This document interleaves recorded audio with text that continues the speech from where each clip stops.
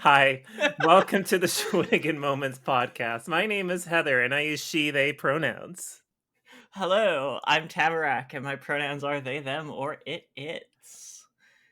What are we doing? We're in, we're embarking on an adventure to watch all the Heritage Minutes that we had the pleasure of watching and riffing on since we were little children.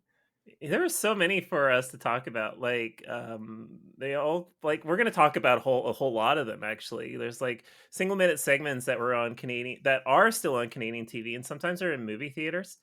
And you could totally fit an entire historical segment into 1 minute, right? I mean, sure, they certainly tried. Yeah, exactly. I've watched so many of them, and, like, when I was watching TV as a kid, like, they would be on all the time, and I didn't know until recently that they count towards, CRTC, content regulation, like, you have to have, like, I don't know, 30% of your content on TV and radio is Yeah, made in Canada, and, like, because they're a minute, and if you accumulate them over the course of a day, I think, like, if you did, like, 1 segment every hour, you'd end up with like 24 minutes of content. yeah, it's the content quotient, which is very silly, but I kind of get what it's going for. And they're not bad actually. Like they're well produced and everything. It's just they're not presenting history. They're presenting I want to say like it's sort of nationalism, but sometimes it isn't. Yeah, I can sort of appreciate what Historica Canada, the company that produces these, is trying to go for, is that they're essentially producing little expanded dramatizations of what was little footnotes from our social studies 7 through 11 textbooks, basically. Well, it's basically a huge dramatization of the family compact, if you think about it. But actually, one thing I should note, though, just a slight correction, is that it's not a company. It's actually a nonprofit organization. And it used to be two nonprofit organizations. One of them did these heritage minutes, and then the other one did like some other educational work as well. And then, like sometime in like the early 2000s, they merged into what I think is now known as Historica Canada, which is still a nonprofit. So technically not a company. Okay. An organization. Yeah. And it's an organization, let's be fair. So, like, they've had several they do a lot of modern stuff and a lot of, not so modern stuff, and again, they're just well produced, and, Tamarack and I were, like, talking about this, like, a couple months ago. Like, there are just so many of them, and some of them we just wanted to talk about, and, well, this is the first episode. So, Here we are here talking we about are. them.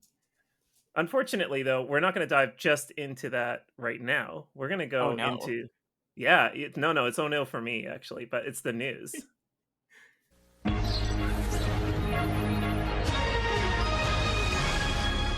Alright, what do you got for me? I've sent you a bird. Bird? I like birds. Birds are cool. This is a guinea Does fowl. This is a guinea fowl. Would you enjoy the pleasure of its companionship?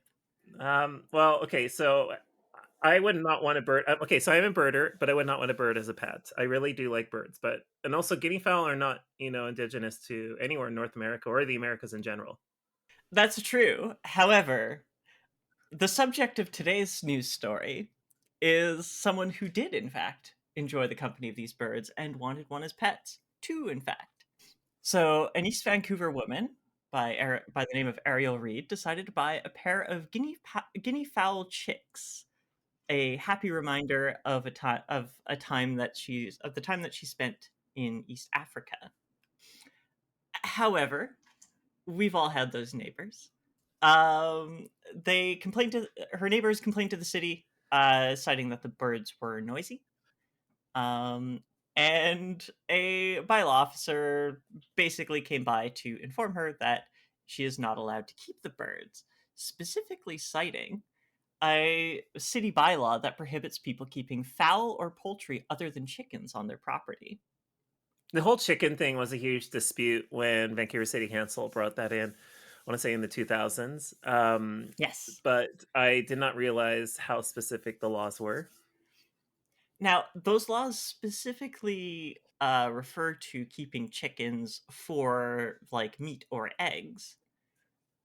However, that's not they don't strictly apply when a person is keeping them for pets, which she argued with the bylaw officer, who effectively told her, dispute it or take it up in So is court. it in court now? Oh, she did. And Okay. she did. She did. And I the thing that drew me to this is the judge's ruling that specifically, uh he ruled that Reed kept the guinea fowl for the pure pleasure of their proximity. That she was allowed to keep them. You're allowed to keep up to 12 exotic birds, I believe. 12. 12 That's exotic very birds as precise. pets. Yes. That's precise. Like, why would you, like, I wouldn't want to have one. How can you put up with 12? I don't know, but by heavens, bless you if you have 12 exotic birds as pets. I'm sure your apartment is very noisy. Well, now I'm thinking I should get an ostrich. It would be an exotic bird. As long as you're not eating its eggs or taking its meat, you're fine. I did find out recently that ostriches can be ridden by humans. I did not realize this until a friend of mine shared a video with me, and I was very mortified to find out that you actually can ride them, which is very much like what was the video game? Super Mario Brothers 2 has this. You can Yes. ride an ostrich. Although having seen an ostrich like at a zoo, they're very large birds. I don't know. You need to Real like use power a move. power drill to like open up their eggs if you want to use like make yourself a scrambled egg. Like it'd be the biggest scrambled egg you'd ever have in your life, but you need a power drill to get into it. Unfortunately, you wouldn't be able to. You wouldn't be able to here in Vancouver, as you're only allowed to collect the eggs from chickens. So what do you do with the eggs of your, exotic birds? I mean, you could do the thing that a lot of vegans advocate for, which is crush them up and feed them back to the bird. Yeah, okay, fair enough, fair enough. Although isn't that kind of cannibalism? Th- Look, I guess it gets into the whole definition of what an egg listen is. here. Well, you see, when somebody is in denial about whether or not they're trans. Shut up, shut up, shut up. Okay, so the story has an unfortunate turn and a twist. While she was waiting for the court proceedings to go through, she still was left with a $250 fine that she was in the process of challenging. And not wanting the Uh-huh. birds to just go to some local pound that might not have any idea how to care for them, she did in fact rehome the birds to a farm in Pemberton. Oh, that takes a whole new meaning of sending your pet up province, I guess. We wouldn't use the term state here, right? No, but the euphemism definitely still holds. Uh, Yeah. she literally did. However, if you think that her neighbors got off the hook, they did not. Because since she went to the trouble Oh? of constructing an outdoor coop, she now has 4 chickens. Well, that's only fair. Now they have to put up with clucks and all that, and she gets eggs She out of gets it. eggs out of it. Like if you eat She's eggs, in they're compliance with great. the bylaws, and she has a handy dandy court order should she ever wish to get back her guinea fowl. What level of court did this go to, by the way? Since it's a city law, I assume it just went to the provincial court. Okay, that makes sense. You're not going to take a bylaw to the Supreme Court, even the provincial You Supreme can. Court. You could, No, you totally can. It's happened. but it is the city versus her, not the like she's disputing the bylaw. It's not like her neighbors could keep her going through lawfare on this one in particular. Did she have any connection to the duck lady? That's actually rather topical for today. She did not have any connection to the duck lady, unfortunately. Yeah. However, the connection being I was looking for stories about the duck lady. May she rest in peace. And that's how I stumbled upon this little story. Yeah, for those of you who aren't familiar, why are they talking about the duck lady? The duck lady was this woman who recently passed away. I have forgotten her name, unfortunately.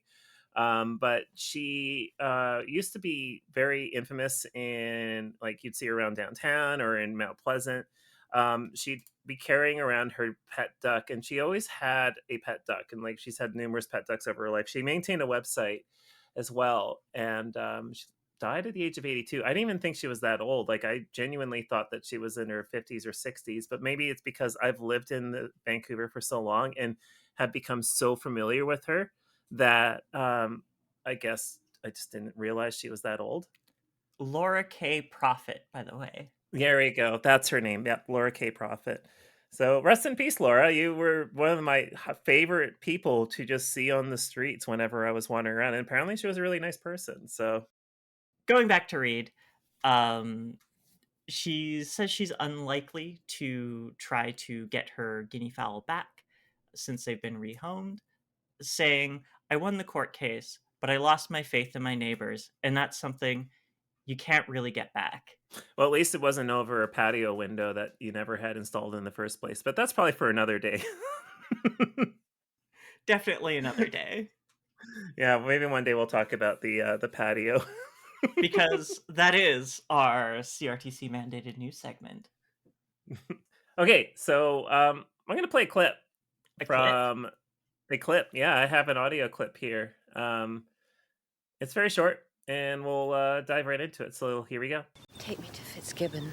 Laura Secord delivered her message to the Canadian troops. The Kahnawake Mohawks forced the surrender of 500 Yankee soldiers, and the American invasion was stopped. Okay, so that is from Historica Canada's Heritage Minutes episode on Laura Secord. Tamarack, when I say the name Laura Secord, what do you think of? Just trash tier Easter chocolate. Fair. It is topical that it is Easter, and we will dive into the chocolates. However, that is not Laura Secord per se. It's a really strange connection.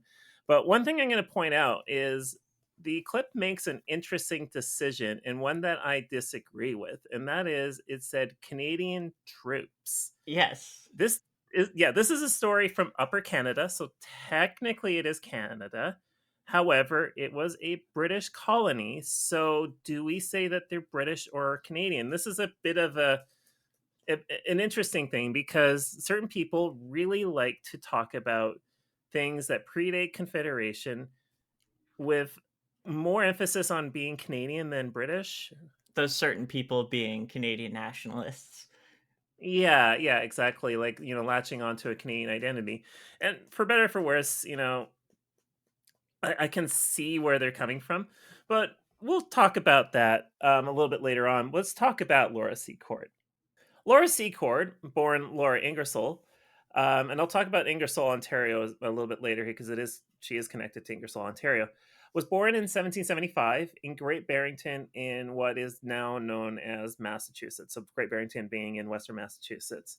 Her father, Thomas Ingersoll, actually fought as a patriot in the American War of Independence. But 12 years after the war concluded, this was 1795, Laura was 20. He moved the family to around the Niagara area of Upper Canada in a town called Queenston, north of Niagara Falls. So Queenston is basically north of Niagara Falls and like to the east of St. Catharines, if you're familiar with the Southern Ontario Peninsula. When I say upper, yeah.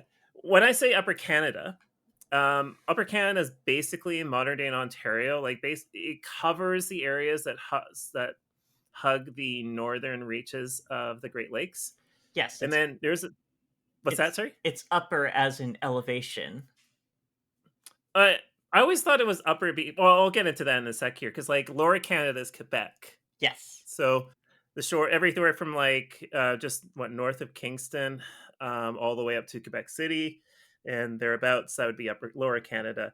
But I always thought that the St. Lawrence River was what dictated the names. But it's defined. Sorry, what? But it's not. I actually knew that. It's the Great Lakes. Well, fair enough. Well, at the end of the day, it all has to do with bodies of water. Yes. One thing I'm going to say is if you find yourself in the Niagara area and you want to go somewhere more interesting than garbage Las Vegas because, like, when I go to Niagara Falls, when I've been to Niagara Falls, excuse me, the area just reminds me of Vegas, and I don't particularly enjoy Vegas. But go like 5, 6 kilometers north of Niagara Falls, and just slightly south of Queenston, there's a really cool butterfly conservatory. Went there with a friend back in 2018, and I had a blast. So better time than going to like some nonsense casino. I'm not a gambler. Going back to Queenston itself, Queenston was rather interesting, considering Thomas was a patriot, because that was Upper Canada, which was, popular with the loyalists. They It's where a lot favored of the them crown. went. Yes, exactly. Um, and the reason why he moved the family to Queenston is he primarily chose to move there due to the availability of land. As a Mohawk leader, who I cannot remember the name of, unfortunately, I didn't make a note of this, said that if he moved there, he could get 66,000 hectares of land, which is a substantial amount of land. It's not a Ludicrous, I small would amount. say. Ludicrous? Yeah, it's all stolen too. Of course, of course. Yeah. Available land, densely populated by several First Nations. Exactly. But here's the little catch that came to this. So he petitioned the Upper Canada Lieutenant Governor John Simcoe. If you are from the Toronto area, you should be familiar with the name Simcoe. To acquire the land known as the Thames Valley. There's a river called the Thames in southern Ontario. What a shocker! But the condition was, Does it run through fake London? you know what? I do not know. I actually did not check for that. That would be really funny if it did. Oh, you're looking this up. Yes, I'm looking this up. Do we have a fake Thames River running through our fake London? It does. Oh, good lord. Well, I did not know that the Thames River of the Thames Valley of southern Ontario runs through fake London. Yes, our fake Thames River does in fact run through fake I London. did not know this, and this makes London, Ontario even funnier to me because it has no, it has nothing like in common with London, England. Entirely optional city as well. Doesn't need to be there. God. Well, here's the catch that came with him moving to the Thames Valley is that he would be granted the 66,000 hectares of land on the condition he got 40 other families to settle there within 7 years. So it's 1795, and he had 7 years, so until 1802. Just remember this for later. Ingersoll himself was not seen in a very positive light, as there was a problem in Upper Canada. Can't imagine why. Well, yeah, reasons. Well, I'm about to tell you what it is. One of the things that was rather contentious in Upper Canada at the time was there was a term called late loyalists. And the idea here is people who would move after kind of finding out that, being a patriot in the American War is not really all that great. He himself was particularly unhappy with how loyalists were being treated after the American War, and they stuck around in the Boston, Massachusetts area. The original was 13 colonies. Yeah, 13 colonies. He just wasn't happy with that, and that's, he wanted to get out, even though he himself was a patriot. The thing that happened, though, is that even though he moved to the area, he didn't succeed in getting these 40 families to move into the Thames Valley. So by 1805, he left to go move in Port Credit, which is part of Mississauga in west of Toronto. It's, for me at least, home to a ghost station I've used before. Some relatives of mine lived there. And a pretty decent song by the Constantines, if you're familiar with Canadian indie. I don't know if you've ever heard the Constantines, Tamarack. I have not. They're okay. I got to see them live once, and I'm going to say that they're not particularly great live from my first and only time I've seen them. I don't even know if they're still together, to tell you the truth, but it was Credit River's a decent song. In 1812, Thomas died, so he never got to hear about what his daughter later did, and that daughter being Laura. However, his son Charles became a member of Parliament for Upper Canada, and this is where again this is We have fake London. We also have fake Oxford upon Thames. Again, on the fake Thames. But this is where the name Ingersoll, Ontario comes from, because Oxford upon Thames was then renamed to Ingersoll at the request of his son because he was in Parliament. To give you an idea of where Ingersoll is, it's about an hour east of Niagara Falls and about an hour and a half south of Toronto. So you can just take a freeway there, or I think you can actually take a GO train to Ingersoll. Welcome to Shawinigan Moments, the podcast where we discuss Southern Ontario geography and GO transit. Hey, I'm an advocate for better rail, and one of the things I'll say that Toronto has going for itself, despite the fact that its bus system is completely chaotic, is that it actually has pretty decent transit. And if they actually had better management of their entire city, I would say that's better than TransLink, because TransLink does kind of set a high bar for North America, not by international standards. Very true. Very true. So we'll talk about Laura, because we have been sort of talking about men for the whole time, and I'm done talking about them. Because Laura is going to become a very important person later on, but not in her lifetime. So Laura, 2 years after arriving in Queenston, Laura married James Secord. Secord himself came from a wealthy family of Huguenots, which are French Protestants. But he was not born into wealth because his family were loyalists in the aforementioned war. Lands were granted to the family upon his marriage, and he was given like 80 hectares of land in the Niagara area. So when he got married to Laura, they received 80 hectares of land. One of the things I'm going to say about James Secord is his, in particular Laura Secord, but the Secord name itself kind of bugs me.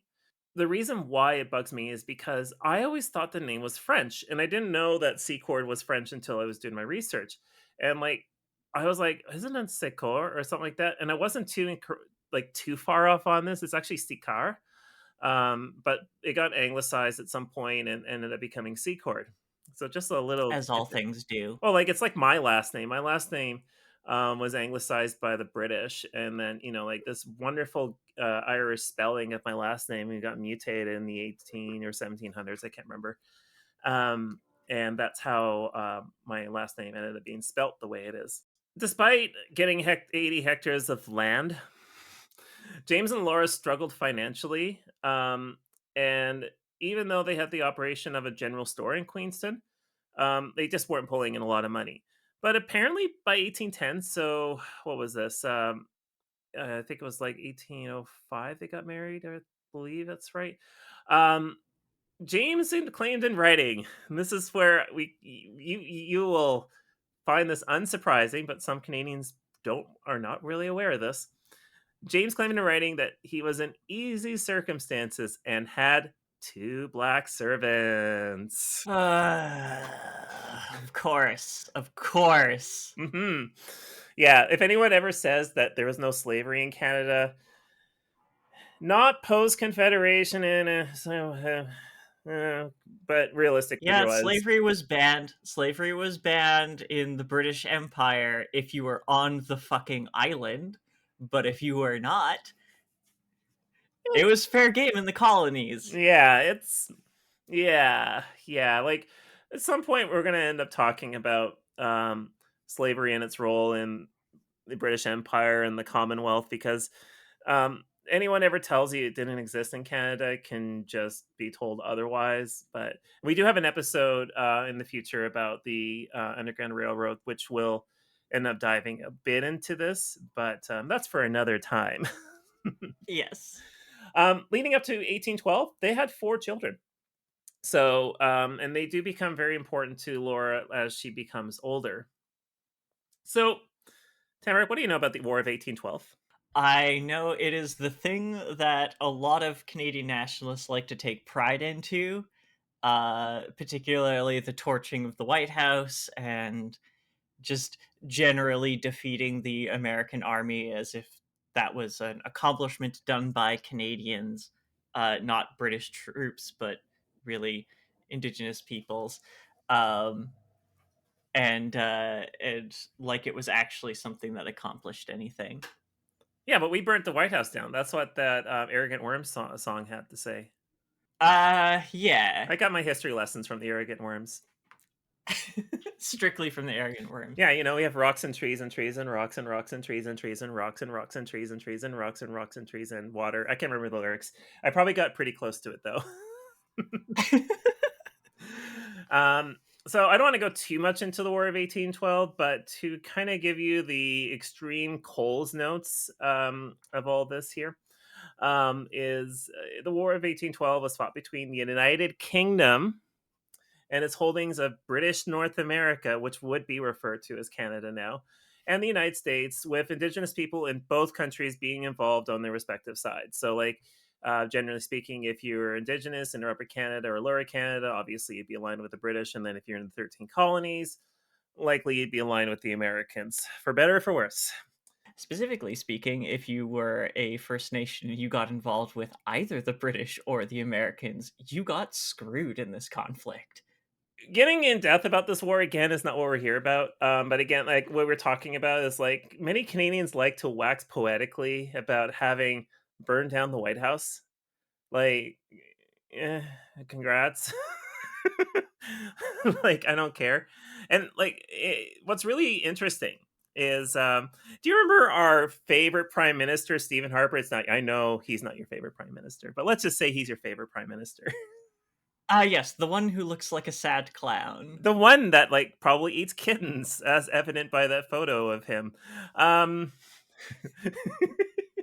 the Stephen Harper led Conservative government upon the 200th anniversary of the War of 1812 had a whole little tiny celebration, like you would see rah rah rah Canada ads and all that. I think the Canadian Mint put out a coin, but it's kind of funny because I think 5 years earlier in 2007, nothing was ever said about the Constitution being properly formed because, hey, that was done by Justin Trudeau's father, Pierre, who was a known communist because he hung out with Fidel Castro. Yeah, unfortunately, we don't celebrate people who do cool things. Give us a constitution that isn't horrible towards women and all that sort of thing. Yes, Heather, why would we celebrate a moment of real, national development and the anniversary of it when we can celebrate some fake nationalism that adds a little bit of militarism on top? A little dusting of militarism. Nah, let's I don't even know where to go with this. We burnt it down. We burnt it down. He burnt down the White House. Rah rah rah. So in October of 1812, the American Army launched an attack on Fort George. The reason why just jumping right into October 1812 is that this is the battle where James Secord was wounded, and him becoming wounded is incredibly important for this story. There's a lot of lore around the story of him getting wounded, but the story that supposedly was that Laura rushed to save James during this battle, offering to let the 3 soldiers surrounding James kill her instead, as they had planned to bludgeon the wounded James. So I guess they were going to take some sort of object. Warfare back then. What's that? Warfare back then was really something else. As if it's not something else now? Fair point. I don't know. We can go to the Iraq War and talk about Abu Ghraib if we want to, get into some really fucked up things. But we're not a military podcast. We are not a military podcast. Go watch Lions Led by Donkeys. Listen. Go listen to Lions Led by Donkeys if you want that kind of content. Exactly. Captain John E. Will of the United States Army intervened during all of this and sent the soldiers to court-martial after being incredibly unhappy with this decision on their part to go and just bludgeon James to death. So, as a result of Captain John E. Wool, the Secords were able to return to their home, albeit it was ransacked, and they decided to go then leave that house and just recover elsewhere for the time being. I guess they got the house, taken care of. And one of the things that's I feel like is embellished, but there's just no evidence to support it otherwise. James and John surprisingly kept a friendship after all this. It was rather interesting to learn about this. Thank you for not letting your men bludgeon me to death. Yeah, I imagine best friends forever. I imagine that it's a little bit different because the the War of 1812 is really complicated, and like again, like I don't feel like getting into it, but um, it's it's just interesting. I don't even know where I'm going to go with this on this one here, and I have thoughts, but I don't feel like it's appropriate for what we're talking about here. So jumping to like almost 7 months later, we end up with a third attack on May 27th in 1813, and Fort George was conquered, and this meant that the Niagara area was captured, and American soldiers were occupying the area. All men of military age, on the loyal sides, were sent to be prisoners of war. But James Secord himself was spared because he was still recuperating from the wound he had gotten the previous autumn. So they kind of went like, "Well, we're not going to send you to prison. There's no reason. You're not able to fight us. Laura, you can take care of him. I guess you're going to feed us." As Queenston is now occupied, so Queenston being the town that the Secords live um, the U.S. soldiers began to reside in the homes they resided in the homes that they invaded, right? Which is Yeah. illegal under the U.S. Constitution, but hey, this it's not America, so they can do whatever they want. If they didn't want soldiers staying in their house, they should have just joined America. Yeah, exactly. The Third Amendment would be applied here, and you wouldn't have soldiers living in your house. Exactly. But this is how Laura Secord's home was occupied, and this would subsequently lead to Laura being involved in the war, but not just by being, a hostess. So, have you been to Southern Ontario? I have been there once. Just once. Okay. To give me an idea of Southern Ontario, like these days, it's a lot of farmland.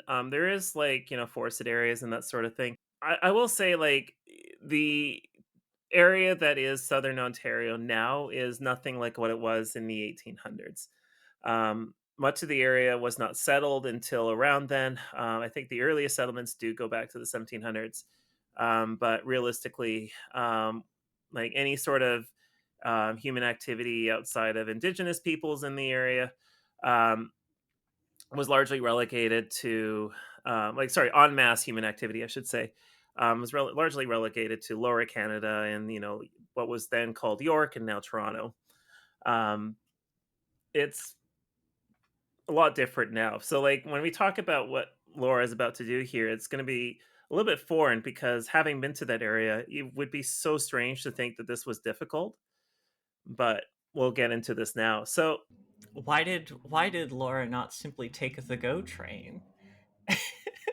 well, does, does Thorhold even have it? You actually probably do have a go station there. Who knows?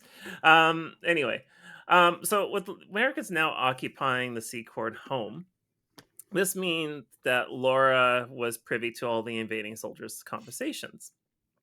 The And real reason you don't want to quarter your soldiers in the homes of your presumed enemies. yeah, exactly. Especially somebody who was, previously fighting in said war. But, yeah, certain people make great tactical decisions in battle, right? So June 21st rolls around, and she found herself privy to a conversation between American soldiers garrisoned in her home about a surprise attack plan on British troops stationed in Thorold, located west of Queenston.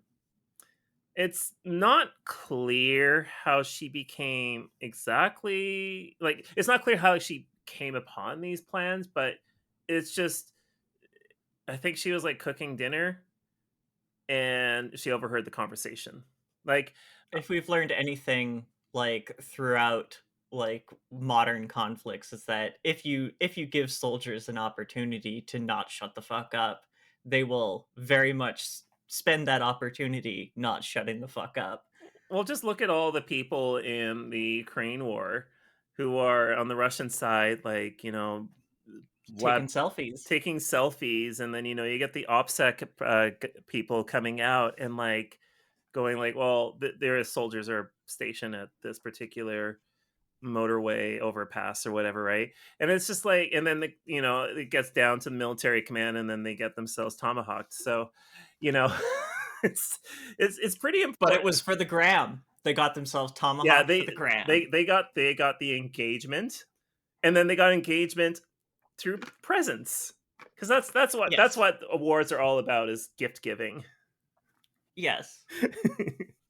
Because her husband was incapacitated from his injuries, Laura took it upon herself to make it aware to the troops in Thorold in order to give them warning. So she wanted to have them have advance warning that, the Americans are about to go fuck some shit up.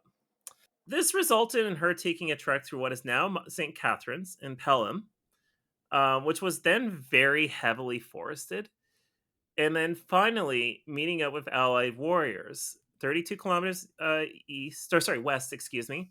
After hours of travel, I almost said 17 days, 17 hours of travel. Like she just She made, just hoofed it. she hoofed it, took her 17 hours to go 32 kilometers.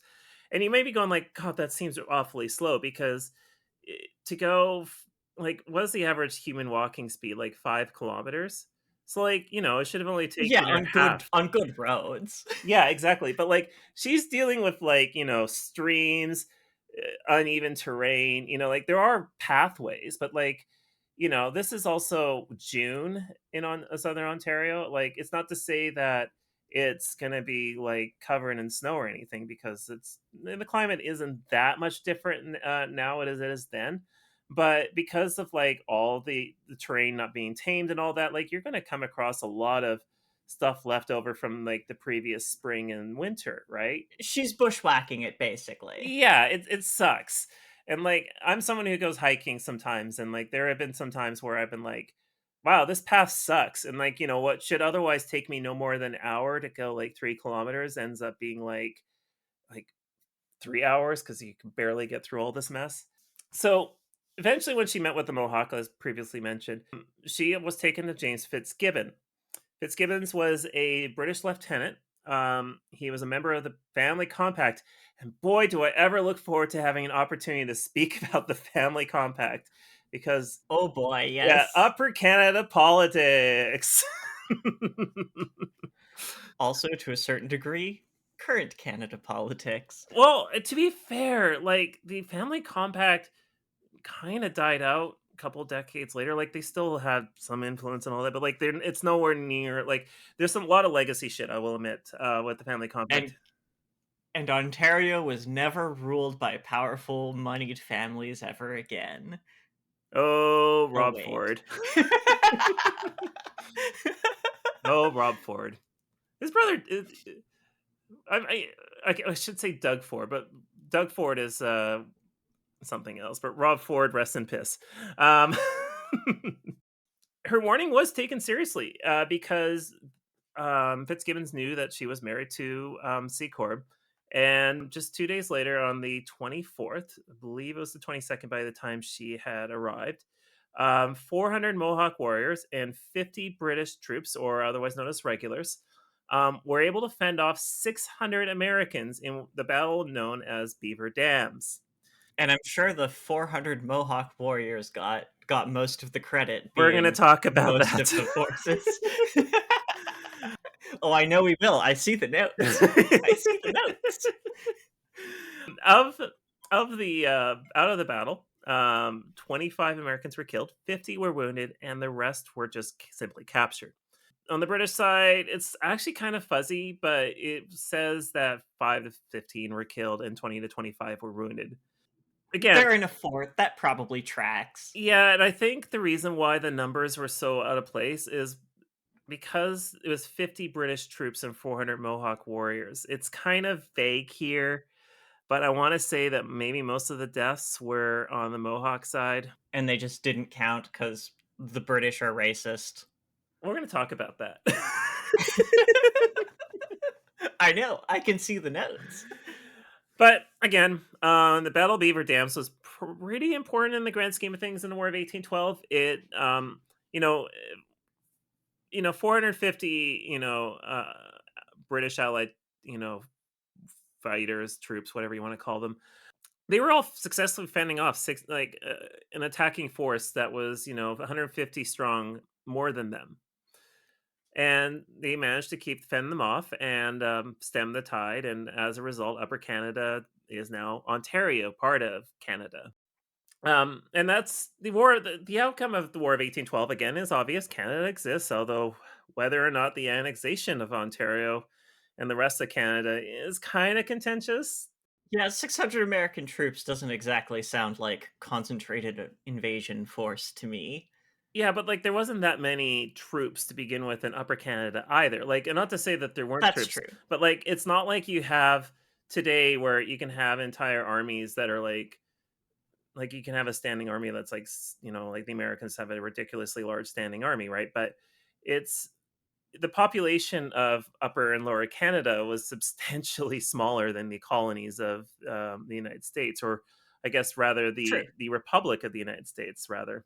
What was interesting, though, is that unsurprisingly, some in American leadership did want the British to cede the two Canadas to them, and I guess that would also include the other colonies like New Brunswick, Nova Scotia, and Prince Well, you got to Edward. manifest that destiny. Okay, so I'm going to correct you on that. Manifest Destiny did not exist for another 30 years. That's true. Yeah, like it was the 1840s when Manifest Destiny became a thing.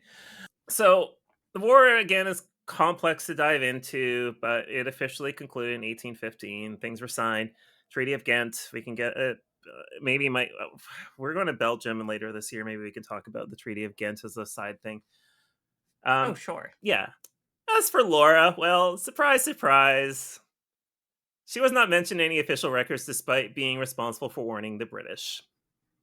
Canadian Paul Revere, my ass. And she kind of got she got really screwed here because like the war left once again the Secord store in Queenston ruined. Her family was impoverished, so those two servants were probably not working for them anymore.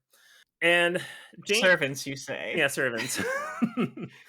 And James was left with his war pension, and he was renting out the hectares of land, so they were landlords. But like, yeah, I know. Boo.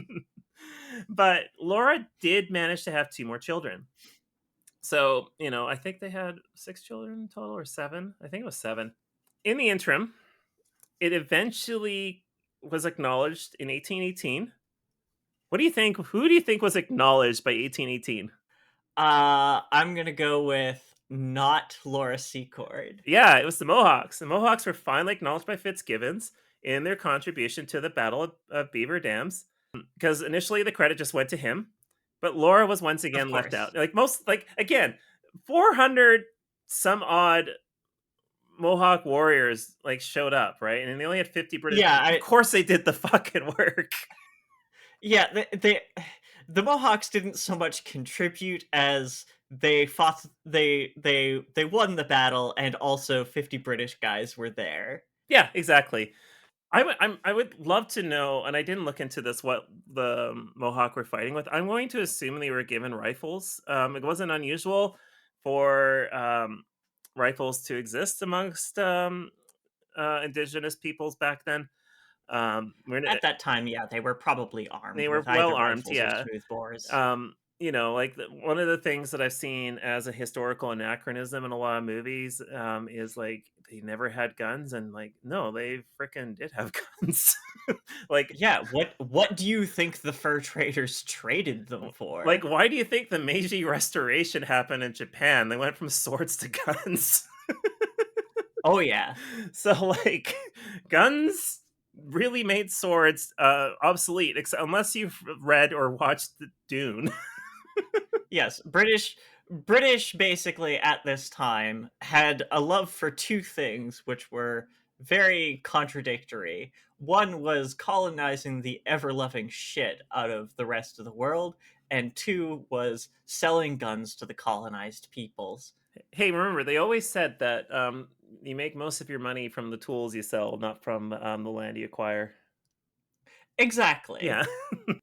In 1827, so just about 9 years later, James petitioned the government for employment, so he wasn't doing very well. The sitting lieutenant governor, Peregrine Maitland. I have no idea how you're supposed to say that. Maitland, Maitland, whatever. Maitland? Who the hell cares? The lieutenant governor is dead.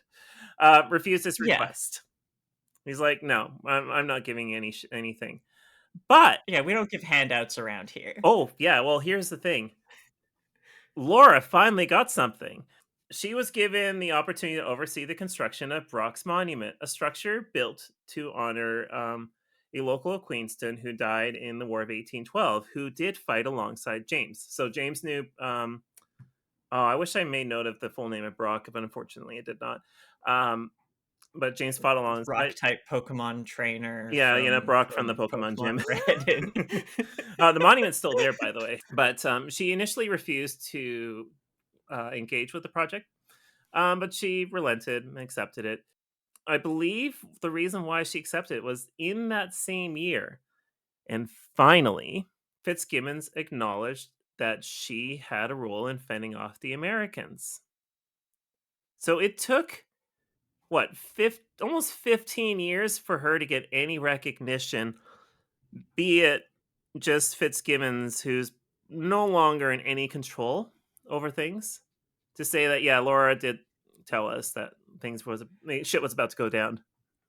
When it's completely costless for him to do so, Yeah, he decides to finally acknowledge that yeah, this lady like kind of gave us the heads up. yeah, a decade after acknowledging that, well, I didn't really do all the work. Which is interesting because this means that, like, at this time, it was less damaging to his commission to admit that he basically watched the Mohawks win the war for him, than it was to admit that a woman gave him the heads up. Oh yeah, it's yeah, women can't do anything. Anyway, so during that same year, though, one of her daughters dies of typhus. So like her life becomes a series of tragedies. It's the 1800s. That was kind of just life. Yeah, typhus was not unheard of back then. When the monument was completed in 1831, she was not given keys to it, despite another acknowledgement. So she's gotten two of these now from Fitzgibbons of her role in the war. She's gotten two Again, acknowledgements. Only after it's costless for him to do anything and there's no expectations possibly attached. This is like the 1800s version of for exposure. Yeah, exactly. But eventually in 1835, Laura and James had it with living in Queenston and moved to Chippewa, which is where James took on the role of customs collecting. Chippewa is like south of Niagara Falls. So he's come full circle now. He was an American patriot and now he's a Canadian border guard. Yeah, basically. He became a He's cop. He's the asshole who checks your baggage when you come into Lester Pearson. Well, back then it was more like, what are you bringing in? Are you selling this shit in Canada? Okay, these are the tariffs you need to pay. So in 1841, James died of a stroke at the age of 67. This left her destitute. And when the war pension ran out, because back then, and I think it's still the case today, the pension that you had from your spouse had a limited time. I guess you were expected to pull yourself up by your bootstraps at the age of old and endure, right? Or just die. Landlords just can't make it anymore, Heather. Not in Ontario, not in anywhere in Canada. It's real hard for them, you know? Yeah, that's true. Well, she did. Was kind of made her sell most of her land. So the 80 hectares of land that she had received alongside, James, like that was no more. That was going bye-bye. There were attempts to find her support. There was like a request to the lieutenant governor to get James's customs position given to her son Charles, I believe. Any extensions on her pension were denied, and then she was forced to move into a small cottage that was on her remaining parcel of land with her daughters and one of her daughters. Yeah, one of her daughters and two kids. So she moved into this small cottage with her daughter and two kids. And this is where it gets a little bit more tragic because she figured that she could become a school teacher, which is not unheard of for its time. That's what a lot of women would do, is run schooling out of their homes. But that didn't last for very long because compulsory schooling was introduced in Upper Canada. I think it might have been Ontario by this point. And she wasn't really able to teach anymore. Just big government coming by and ruining the livelihoods of the little guy. Yeah. So 19 years go by for living in this little shack. Jesus. Yeah, this is 19 years of no details. I'm certain She was up to things and trying to do anything she can to keep, you know, make ends meet. But 1860 rolls around, and the Prince of Wales is in Canada doing his grand tour. Prince of Wales, who later became King Edward VII, learnt of her story, excuse me, while touring Canada. And this is the interesting part. He was so like moved by the story that he gave her a gift of £100. And this is a little bit of an interesting thing for me because when I read this, I raised an eyebrow. And the reason why I raised an eyebrow is if you know anything about Canadian currency, in 1860, the pound did not exist. Um, we actually, by that point, did have a Canadian dollar, and Yes. it was there was a way to convert pre-existing Canadian pounds to Canadian dollars, but by 1857, Canadian pounds were no longer considered currency. So, like you probably give up your money to the bank, and then the bank would just give you in Canadian dollars. Back then, it was pegged to the American dollar. It's kind of funny, and but the pound did not exist. So, what I kind of think that King Edward gave her 100 British pounds. And if that's the case, thanks to the Bank of England having ridiculous record keeping going back to like what the 13th century, you're actually able to take, Jesus. yeah, no, you can go back to the like the 13th, 14th century records and like convert like £1 into like modern pounds, and like £1 in the 1400s would be worth so much today, right? But £100 in 1860 would work out to £10,000, and this is British pounds again. And converting to Canadian dollars is only $17,000. So not nothing, but also not going to turn around her fortunes. No, like $17,000 is not a small amount of money. But considering how fucked over she got, you would think that she would get something a little more substantial, considering like she managed to save an entire fucking country. Yeah, So, this remained the only official acknowledgement in her lifetime, and she died in here have a hundo. Here, have a hundo. Yeah, here you go. Here's 100. Here's 100 quid. Don't spend it all at once. In 1868, at the age of 93, she died and was buried next to her husband. Um, she lived. Still lived a long life. She did live a long life, but yeah. What do you think of Laura Secord? I think she really got fucked over in this whole thing. Yeah, like But that's kind of unsurprising. yeah, like we can like I'm certain there's other problematic things we could dig up about her, but it's also the 1800s, and the 1800s is just full of problematic things and people, and yeah. Again, I will direct you to the black servants when they were living well. Yeah. Yeah. Yeah. So anyway, um So when did she found this chocolate okay, company? we're going to get into that cuz we need to talk about how she became a national symbol for chocolate. So in the 1880s, during what was kind of like the 1880s is kind of when the suffragette movement started becoming more of a thing.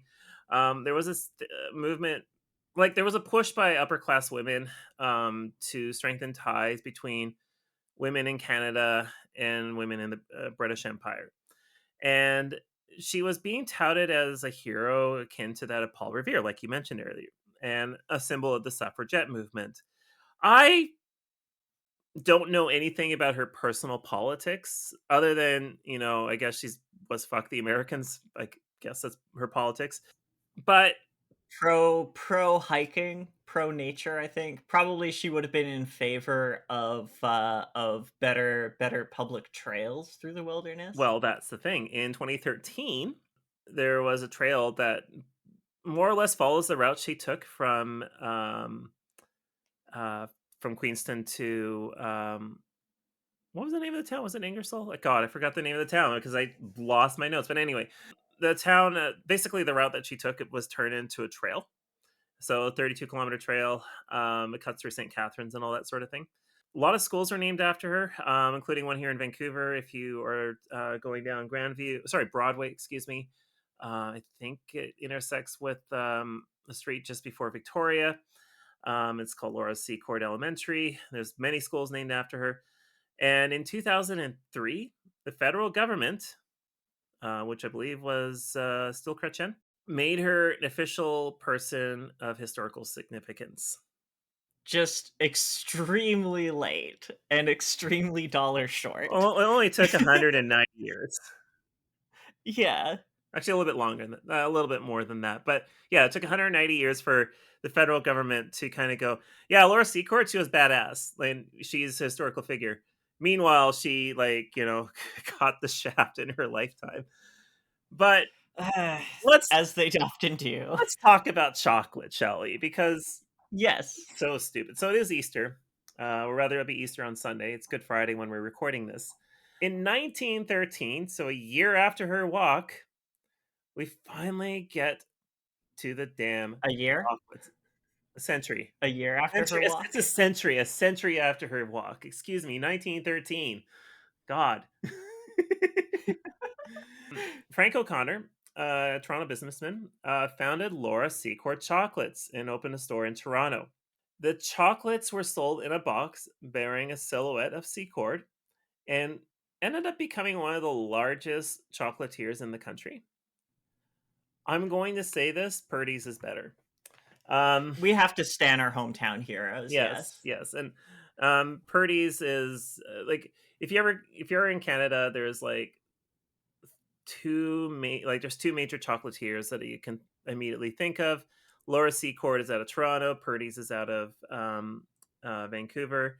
There's other chocolate. We are intensely partisan on which is better. Well, I'm going to be going shopping later, and I'll probably grab a box of Purdy's for myself because it's Easter and I do like my chocolates.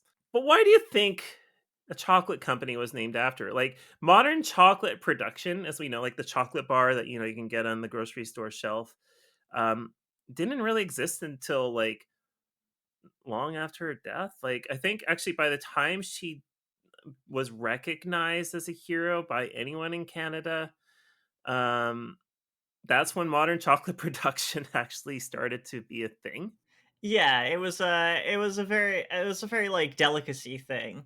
Yeah, exactly. Like, chocolate is a really mechanical process. You have to use something, I think it's basically like a hammer mill of sorts in order to get the oils into this super smooth stuff. Like, I've seen chocolate production and it's there's no way this would have existed pre-industrial revolution. It's chocolate did exist pre-industrial revolution, but not in any capacity that we have today. It is hard to make by hand. I have tried. I don't want to make chocolate by hand after having seen it done. So the reason why the Laura Secord Chocolate Company exists has nothing to do with her herself. It's simply that O'Connor liked her for her heroism. I can never say that word to save my life. He has no connection to her. It probably helped that she was a symbol of the upper class suffragettes, and those kind of would be your market at that time, no? Oh, women like their chocolate. Yes, because women also be shopping. Yeah, exactly. I am going to go shopping later today. There you go. As our resident podcast woman representative. That's right. This guy would later become a senator after being appointed by Prime Minister William Lyon Mackenzie King. Heyo! Probably Canada's least problematic prime minister. You're going to get canceled for that one. Maybe?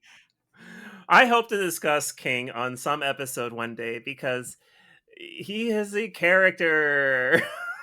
He is such a character. I cannot wait to talk about one of his advisors. Oh, yes. I hope everyone likes dogs. Most as a result of O'Connor, and I'm going to confirm this because I did this a little informal survey. Most Canadians associate her with the chocolate and not her actual heroism. I called my mom last weekend, and I was telling her about what I was working on this week. And I asked her, like, "Do you know who Laura Secord is?" And she's like, "Oh, that's the chocolate lady." I go and ask somebody at work, and they said, "Oh yeah, that's the lady who does chocolates." And it's not that unusual. There are lots of other polls out there that immediately associate Laura Secord with chocolate before associating her with the actual stuff that she did in 1812. So even after two informal acknowledgments by Fitzgibbon and getting tossed a hundo by by the king, um, she still Oh, got oh, no, fucked it was the over. prince. It was the prince. King he wasn't king Oh, the until, prince. after Queen Vicky died. I see. Okay, yes, fair, fair, fair. I should know this as someone who plays too much Victoria 3. Oh, Jesus. And also, like, the other thing is, like, I can almost bet that she never had chocolate. Oh, probably not. Maple It sounds syrup, like she maybe. basically it sounds like she basically like did all of this and immediately after the war pretty much just ended up in poverty. Yeah, like, but poverty by, upper class standards. Yeah, okay, fair. Yeah.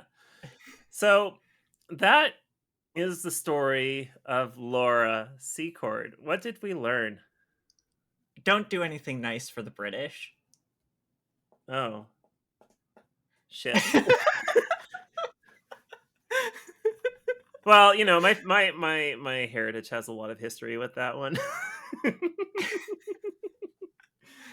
Yeah, you of all people should have already known this, and honestly, this lesson is kind of self-evident, but yeah, don't do anything nice for the British, especially if it happens to be the mid 1800s. You're gonna get screwed over by it. Yeah, Um, like, basically, family compact sucks. They take all the credit. They screw over indigenous people. They screw over women. Land back. I don't know. yeah, land back. The Mohawk. The Mohawk defended that land. They obviously need to be granted all of Southern Ontario. Yeah, just for the record, I'm white and Irish, and, like, so I am a colonizer, or the daughter of colonizers. I don't know how we're gonna talk about this, but basically, fuck the British. Like, seriously, fuck the British. If you live in the United Kingdom, I'm pretty certain you share the same sentiments, but just so you know, like, I love you and all, but fuck the British. Yeah, as a trans person in particular, I'll add to that. Ugh, But good old Turf Island. oh boy, So, yeah, that is the episode. Tamarack, I'm excited to do more episodes of this. We have lots of content available to us. in fact, the next episode is one you will be particularly interested in. Yeah, it's on the BC Fast Ferry scandal. They totally did an It episode about absolutely that. is. It is definitely about the BC Fast Ferry scandal and nothing else. All right, well, that's a podcast. My name is Heather. My name is Tamarack. All right, we're gonna play the opening sequence because we don't have an outro at the moment. So, We good. do not have an outro. This is actually the outro. We're just going to mumble about the outro. Exactly. Goodbye, everybody.